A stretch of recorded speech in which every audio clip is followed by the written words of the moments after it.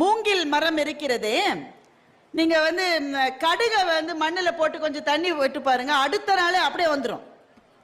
கேழ்வரகு இருக்குல்ல, கேழ்வரகை தொட்டியில போட்டு கொஞ்சம் தண்ணி விட்டுட்டு அப்படி அப்படி போயிட்டு வரதுக்குள்ளே முளைச்சிடும். சில விதைகள் உடனேயே முளைத்து விடும். ஆனால் மூங்கில் இருக்கிறதே, ஒருத்தர் விதையை ஊனிட்டு ஒவ்வொரு நாளும் வந்து பார்த்துட்டு இருந்தாரு.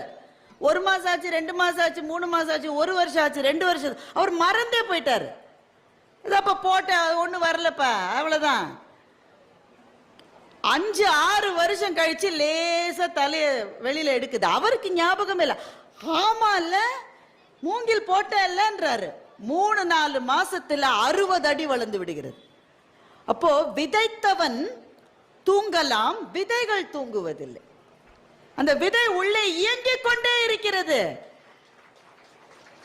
ஒரு விதையை வறண்ட நிலத்திலே நீங்கள் தூவினீர்கள் என்றால் நண்பர்களே, அது ஒடுங்கி விடுவதில்லை, மழைக்காக காத்திருக்கிறது, தவம் செய்கிறது.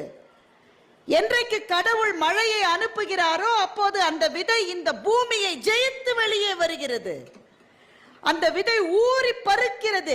சின்ன இப்பதான் பிறந்த பிஞ்சு பாப்பாவினுடைய சுண்டு விரலை தொட்டு பார்த்தா எப்படி மெத்து மெத்துன்னு இருக்கும், அப்படி அந்த விதை ஊறி பருக்கிறது, வெளியே வருகிறது, மரமாக வளர்கிறது.